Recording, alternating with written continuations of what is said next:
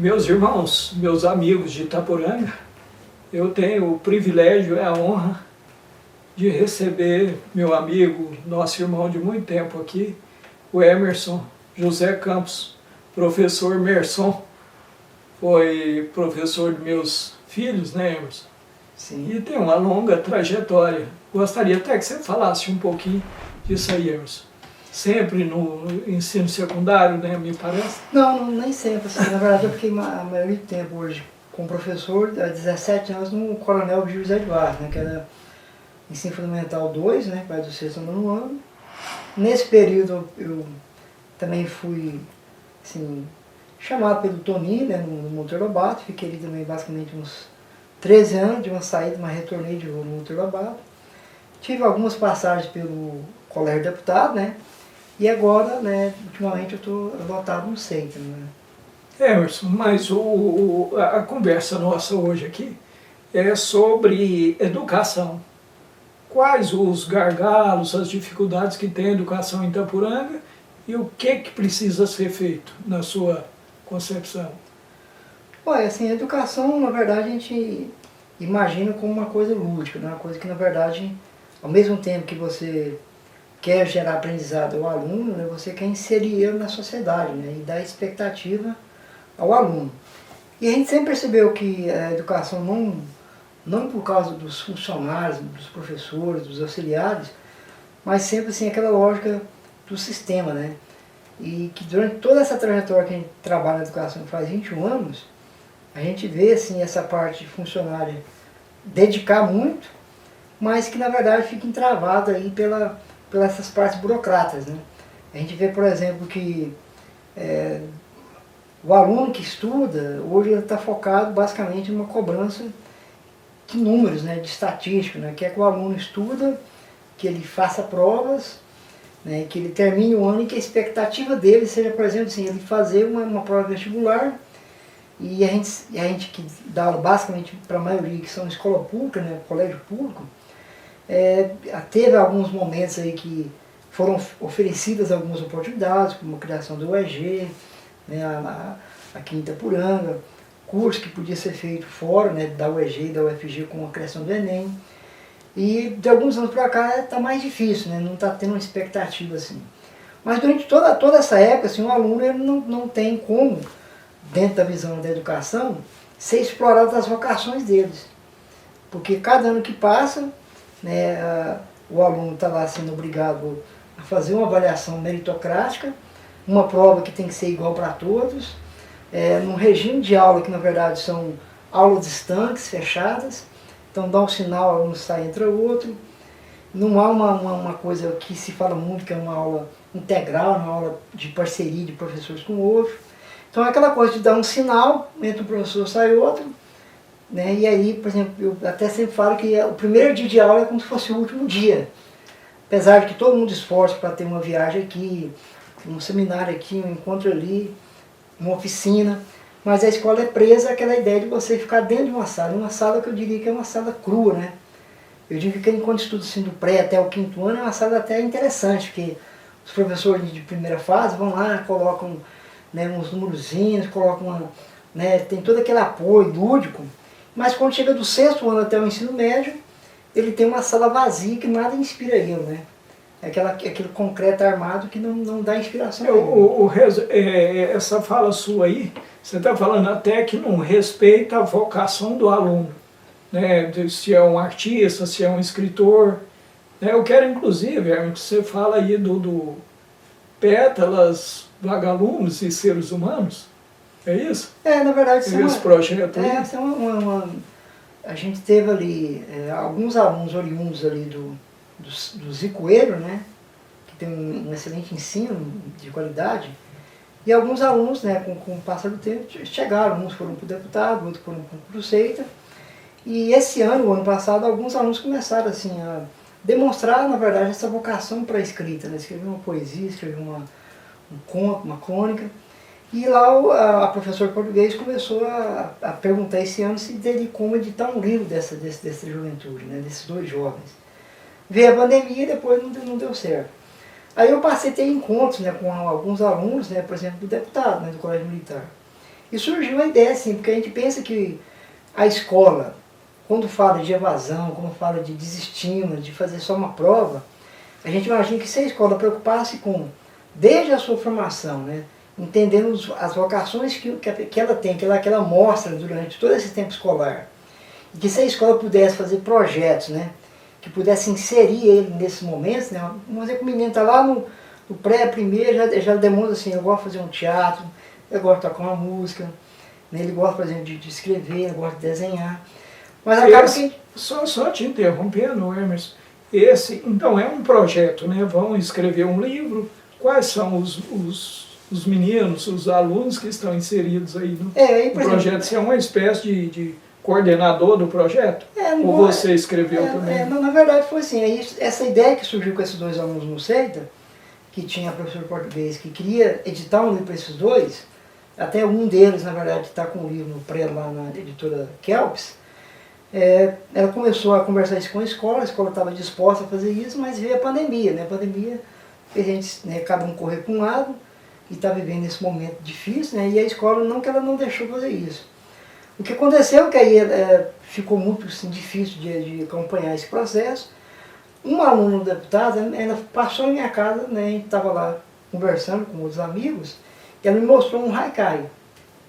Ela mostrou umas poesias e foi chamando alguns alunos, né, e outros alunos que eram deputados, que na verdade nós temos lá, por exemplo, o Samuel Ferreira, né, a Eloá Fani, que são do CEITA, temos a Isabelle Anaira, que é do Colégio Deputado Militar, temos, né, a Sara, que é uma formanda, já formou em Biologia, o Leonardo Firmino, que já terminou em História, quem está faltando aqui agora? Tem a Sara Duerto, que tem uma Biologia, e tem a Amanda Cifuentes, que está fazendo Direito. E eu estou lá escrevendo alguma coisinha, estou escrevendo lá um manual prático da inexistência. Que eu falei que é para ficar no finalzinho, que se o cara achar que eles desistiu e não existiu, ele vai ler minha parte lá. Mas aí surgiu essa ideia assim, de pensar, porque assim, eu estou vendo que são jovens que estão de segundo, terceiro ano em faculdades, e é um momento que eu sei que estão passando aqui, na educação, que pode passar. Então a gente quer explorar essa vocação. Aí surgiu assim, a gente bateu o papo, foi conversando, foi obedecendo os protocolos, encontrou em casa, definiu metas, produções, quantas páginas, né? E aí virou esse projetinho de editar um livro. E o livro vai se chamar, já escolheram? Em consenso lá a gente pediu para que cada um lesse parte do outro, né, para cada um sugerir o título, né, aí assim, cada um sugeriu, e aí eu sugeri um nome também, né, que é Pétalas, Vagalumes e Seres Humanos, né. Pétalas significa que somos nós, né, os escritores, a parte planta, vegetal. Vagalumes, porque ao escurecer, né, quando se vai para o inconsciente, quando ela liga, né, é a ideia que surgiu que escreve, né. E seres humanos é porque assim, tudo gira em torno de seres humanos, somos nós que fazemos isso, né. Interrompendo, Emerson, escola de tempo integral?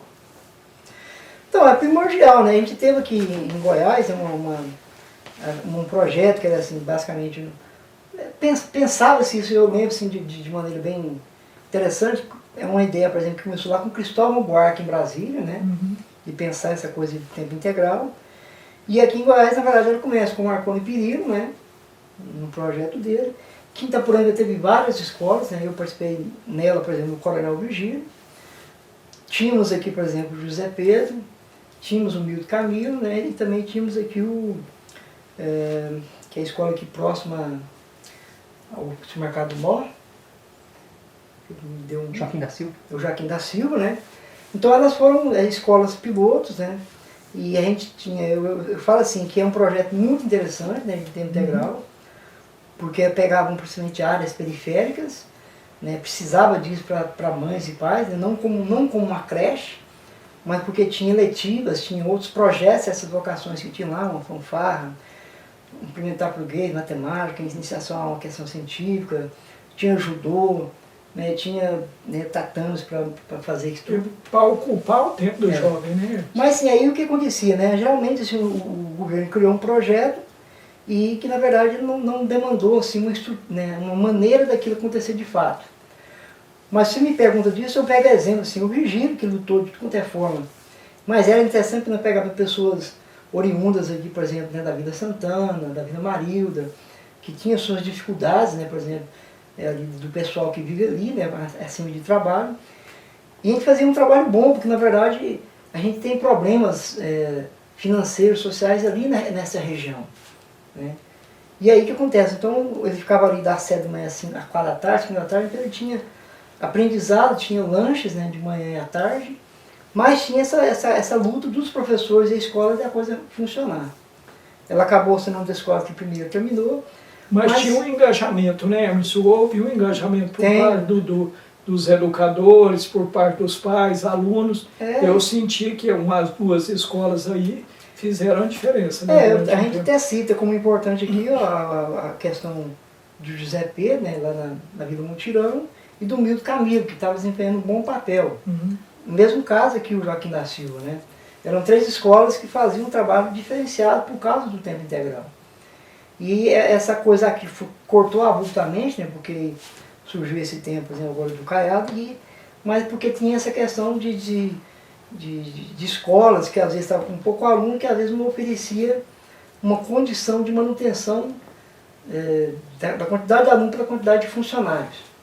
Então, teria que reorganizar o processo. Um reordenamento, assim, a gente entende isso a nível de governo, porque a gente sabe que dinheiro não é uma coisa fácil, assim, né? Mas por outro lado, a gente assim, foi uma luta, porque, por exemplo, o Virgílio teve essa ideia de ser destituído, assim, o tempo integral, a gente foi lá, lutou, manteve 1 ano, o Zé Pedro, mais muito Camilo, mesma coisa. A gente acha ruim porque, assim, eram trabalhos, cada um na sua especificidade, bem feitos, mas eu particularmente achei muito ruim, assim, o fato do Zé Pedro e do Milton Camilo terminado, porque, assim, de fato tinha trabalhos expressivos, né? E tinha quantidade de alunos para se manter. Então é por isso que tem que ter, assim, eu penso que como vocês como candidatos aqui, por exemplo, a prefeito, e você sendo um deles, seria uma coisa importantíssima, porque não é imaginar que é uma escola, por ser tempo integral, que você está lá só preocupado com uma falta de crédito para que o pai deixe lá. Não, na verdade o tempo integral é até pegando essa ideia que a gente está fazendo aqui do livro, que a gente quer o quê? Que a escola seja um espaço que ela possa dar vazão a vocações.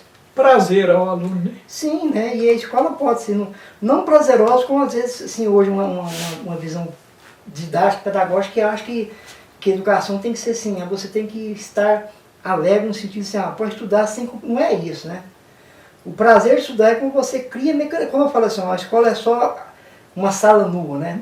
Por que essa escola que não tem uma estrutura, que não pode ter uma quadra de esporte, que possa ter um espaço para teatro, um espaço que você possa sair para a rua, fazer, por exemplo, né, a fanfarra. Mas que, por exemplo, se é município, por que não ter, por exemplo, os ônibus? Porque hoje, sim, a escola ela não pode mais, na minha concepção, ficar preso à sala de aula mais. Por mais que seja bonito 3D, por mais que seja bonito PowerPoint, a questão da urbanização de uma cidade, o aluno tem que entender o que é lixo, ele tem que saber o que é esgoto, ele tem que saber o que é uma associação de bairro. Né? Por exemplo, se fala de história, tem que entender patrimônio histórico. Né? Se vai aprender português, ele tem que... Né? Então ele tem que sair a campo. Quando você fala de patrimônio histórico, eu acho interessante que eu acho que o próprio aluno poderia até contribuir no processo de restauração dos patrimônios, né? O Emerson participar, pelo menos, né? Contribuir. E entra nessa coisa que você fala assim do jovem, assim, porque o jovem, na verdade, se tem, por exemplo, projetos, como você falou no caso dele, ser o próprio aluno que vai fazer um estudo histórico e até ajudar naquele processo de manter o patrimônio, né? Saber mexer com aquele espaço ali, e recriar, né? Como o menino que falou aqui desse espaço, que é muito interessante, o Ricardo aqui, né? A gente sabe que o aluno pode fazer isso, mas imagine você tendo projetos, né, que esse aluno está lá, tipo, você tem espaço para artesanal, né? Você tem espaço para assim, um cara aprender a tocar uma música, uma banda de rock. Você tem um espaço que né, uma oficina de teatro. Porque eu tenho muita certeza que se há essa riqueza que envolve, por exemplo, né, a educação, que envolve a igreja, que envolve o sindicato, que envolve a comunidade. Né? Por exemplo, você vai falar de rua do lazer, né? Que é uma coisa que a gente tem, às vezes, até quando tem aqui o domingo cultural, que você vai e joga um futebol, porque nós perdemos isso, né? pelo mundo eletrônico, as pessoas saíram das ruas. Né? Então você imagina você ter projetos para isso também. Né? Na minha concepção, você dando vazão para essas vocações com educação, com poder público, pode ter, tipo assim, você está falando da questão do livro, né? Eu conversando com a mãe ali, né? A filha do doutor Abó, que ela teve um momento aqui, né? Como você, como secretária da Cultura, ela disse, ó, a prefeitura ela tem uma verba destinada assim, para criar um edital, uma banda lançar um CD, né? Uma pessoa vai escrever um livro, um edital que nós vamos promover, que vai ter um valor X que vai para fazer ó, uma apresentação teatral, vai ter uma orquestra. Sabe, isso basicamente não acontece em Itaporanga. Infelizmente, né, nesse tempo todo que a gente vive em Itaporanga, né, muito talento que a gente tem em Itaporanga. Né, por exemplo, nós temos quantas pessoas que a gente ouve aí? Por exemplo, nós temos Matheus Cauã, que está aí, né, representante nacional. Eu tenho um coleguinha que ele toca só violão, mas que na época ele não fazia nada, era um cara da vida mutirão. Né, ele chama ele de profeta, mas é um cara que está lá no Ceará hoje, ele vive tocando. E ele não tocava nada e tinha aquela questão que até o Tomás, na época, tinha um movimento chamado Movimento de Criança e Adolescente, chamado MAC. Esse aluno estava lá vindo de mutirão e podia estar hoje numa vida difícil. Hoje não, hoje ele está lá no Ceará, já é casado com uma mulher lá, e a vida dele é fazer um showzinho, pega um violão. Vivendo da arte, né? É, da arte. E é um cara daqui com muitos outros, né? Você tem o Ranilson Nil na pintura, você tem o Carlinhos Mendonça que está fazendo essas esculturas e pinturas, tem o Tuni que está fazendo aquela questão da obra de Itaporanga. Por exemplo, amanhã mesmo vai ter uma participação do Sandro Rubens lá na Alternativa, que está lançando um single de música do Sandro Rubens, né? Então tem o Ricardo aqui, que eu conheço há muito tempo nessa área aqui de música.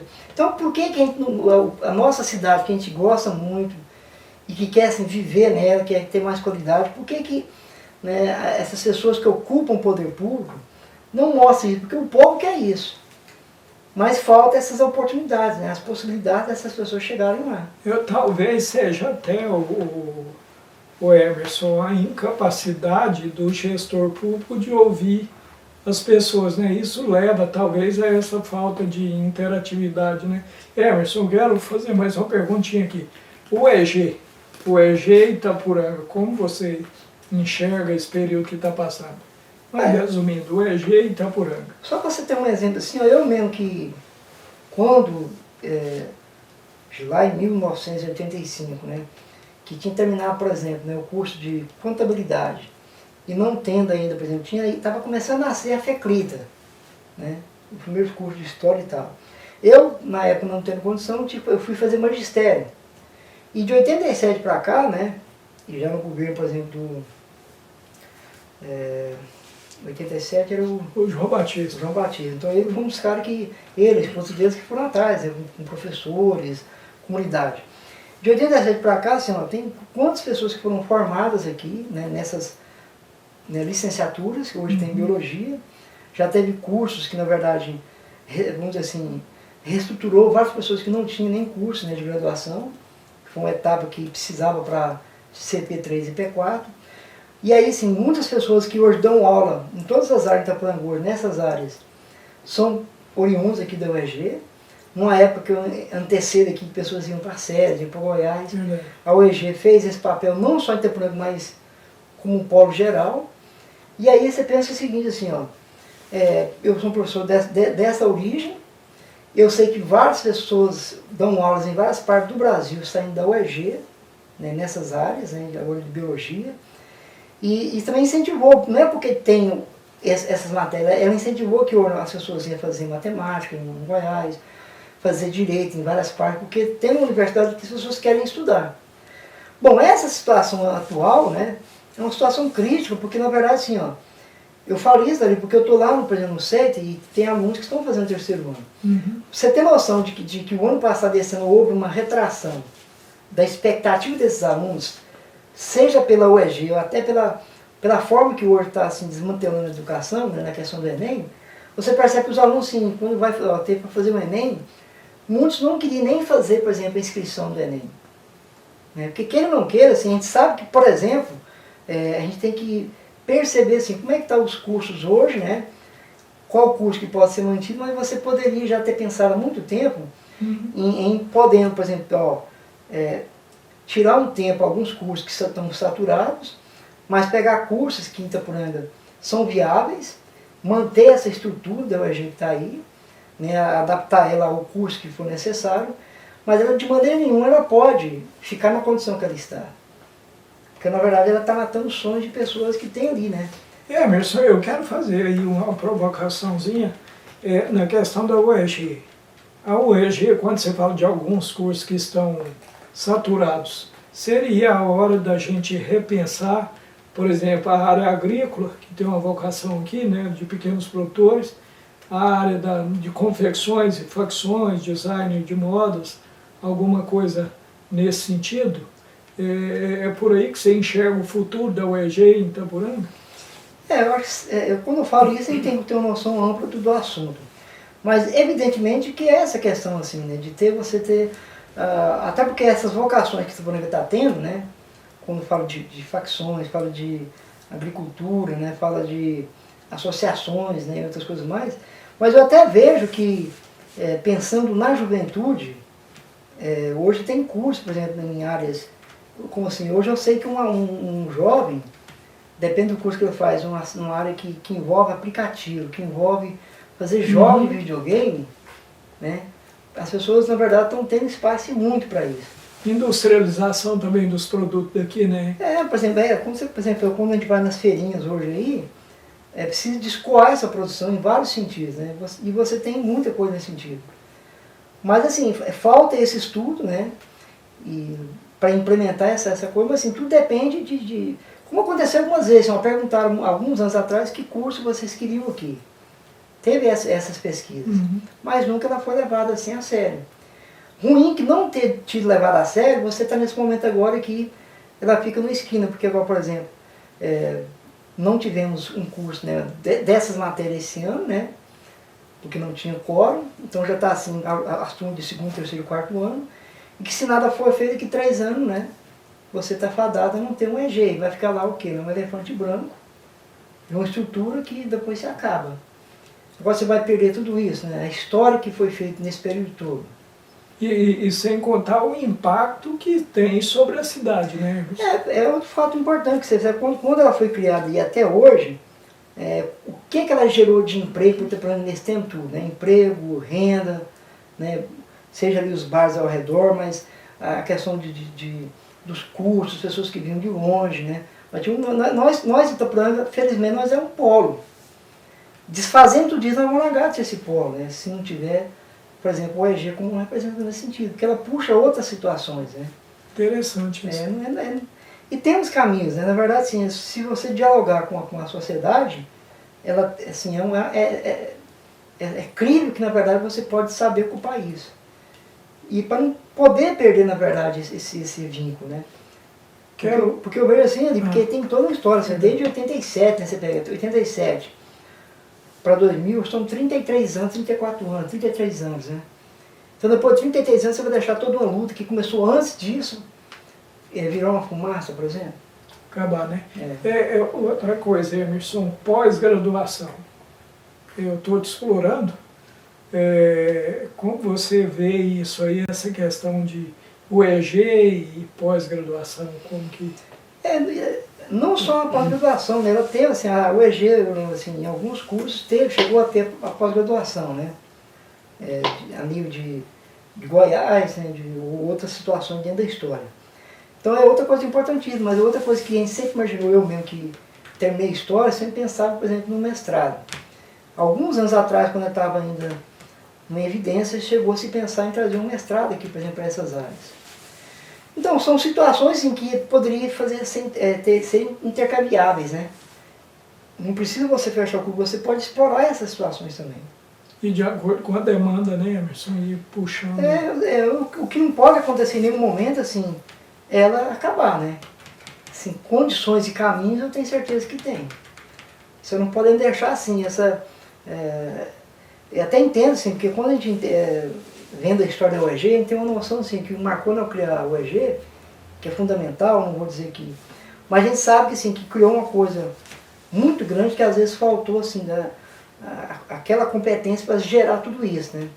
Talvez se tivesse criado menos e menos locais, né, em algumas situações, talvez ela teria permanecido de maneira mais forte. mas que tem que ser repensada, né, Emerson? O que não pode é fechar, né? Não pode haver... Não, assim, por exemplo, agora, pelo que a gente está vendo, está assim, ó, tipo, nós temos aqui História, Geografia e Letras, está na viabilidade, por exemplo, de passar essa situação para Goiás Velho, né? Que é o que está se falando aí. Mas tem que ter essa troca, por exemplo, se tem curso que, como a de Goiás, talvez tenha mais procura, então tentar fazer uma negociação com quem está estudando, ter um apoio da prefeitura para que as pessoas tenham condição, porque muitas dessas pessoas não têm condição financeira, para ir para Goiás para fazer esses cursos, porque eu acho que História e Geografia não vai acabar. Né?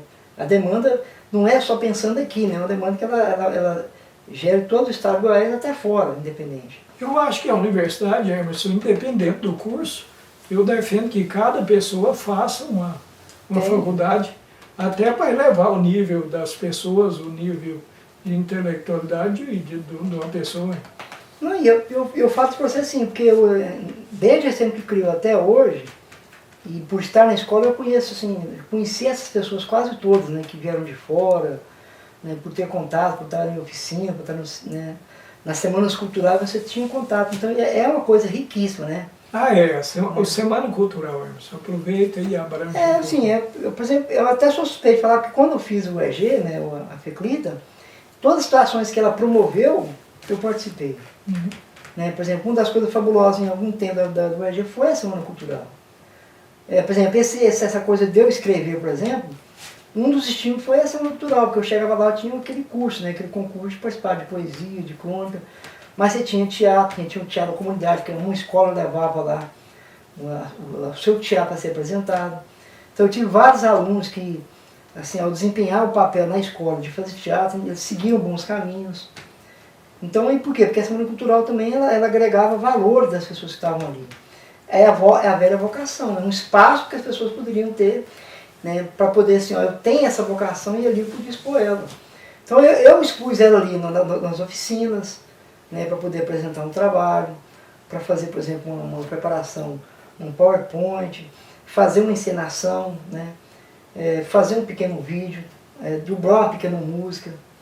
Então tudo assim, eu, por exemplo, o que eu sou hoje, de certa forma, eu acredito a minha personalidade hoje, há um tempo de grupo de jovens, né, relativo à igreja, né, na época da igreja católica, mas era uma efervescência em todas as igrejas de Itapuranga, né, a gente conhece muito Itapuranga. Então, há isso e essa questão da escola, quando ela dá essa oportunidade. É aí que a gente volta na ideia da escola do prézinho no nono ano. Por que esperar um ensino, né, de universidade para você dar vazão ao que você pensa?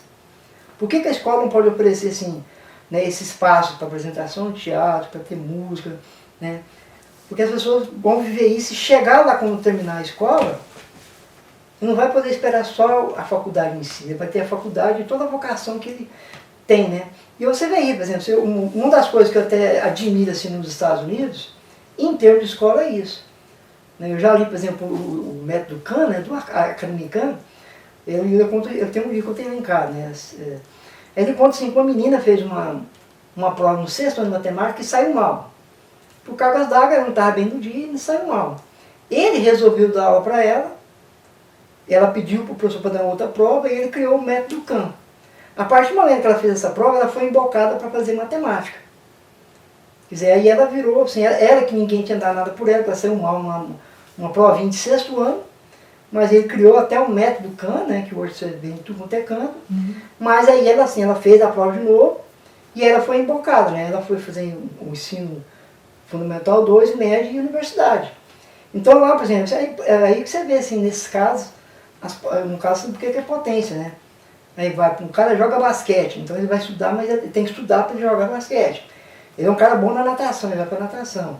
Mas é um cara que também é bom, por exemplo, nas artes cênicas, ele também é desempenhado para lá.